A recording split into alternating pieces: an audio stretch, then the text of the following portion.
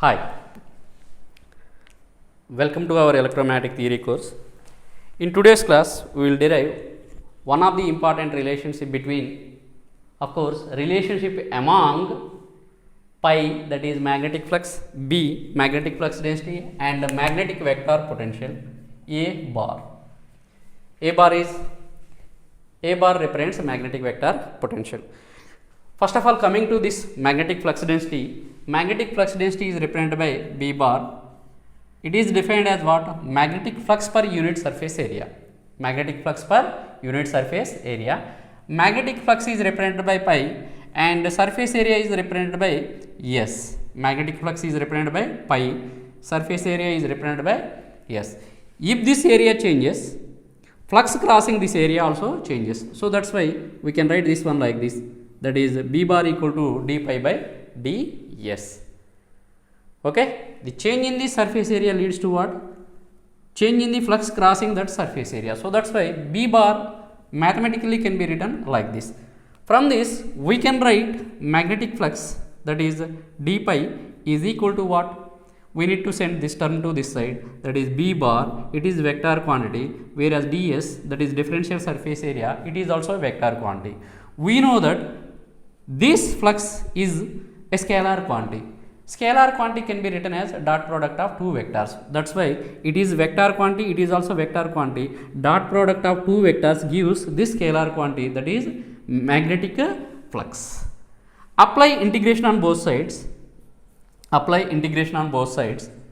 We will get what? Integration. That integration, this differentiation cancelled out. We will get what? Pi. So that equal to what? Integral B bar dot ds. It is the relationship between magnetic flux pi and magnetic flux density. Pi equal to what? Integral B dot ds. Of course, we can take bar here also, no problem. Okay.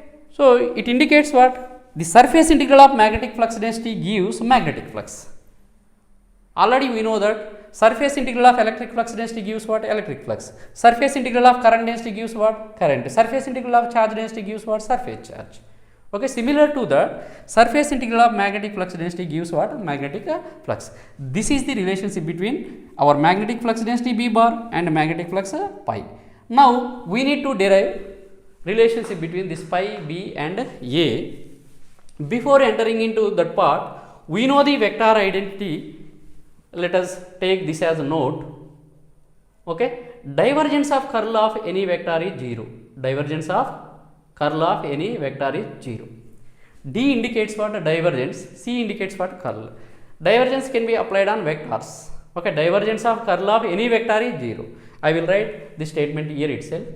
Divergence of curl of any vector is 0. This gives what? This statement gives what? Divergence of curl of any vector is 0, means divergence can be represented like this, that is del dot. Curl means curl of vector can be written like this, that is del dot del cross A equal to 0. We can easily remember this vector identity like this. The frequency of the DC signal is 0. So then by remembering that statement, that is the frequency of the DC signal is 0, as that one is 0, DC is 0. That means DC frequency of the DC signal is 0. So that's why D means divergence of curl of any vector is 0. So this is, let us take this as equation 1. And we also know that del dot B bar, it is one of the Maxwell's equation, is 0. Actually we derived this equation from the Gauss law for magnetism.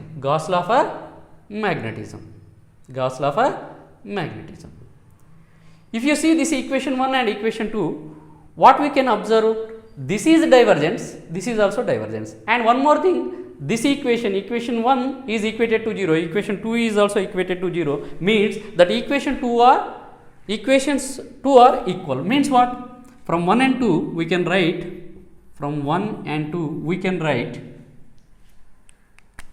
del dot del cross A should be equal to what? Del dot B. Why? Del dot B equal to 0, del dot del cross A is also 0. Means what? These two must be equal. So that's why we can write del dot del cross A equal to 0, del dot B equal to 0. This implies what? Del cross A is equal to B.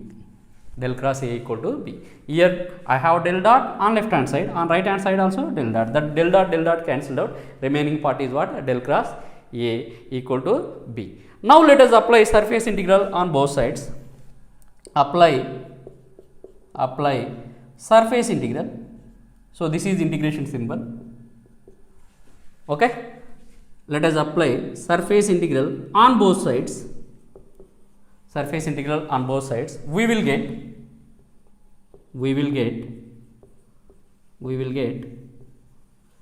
So if I apply surface integral on left hand side, I will get what? Del cross A bar dot ds on left hand side. And what about on right hand side? Integral V bar dot ds.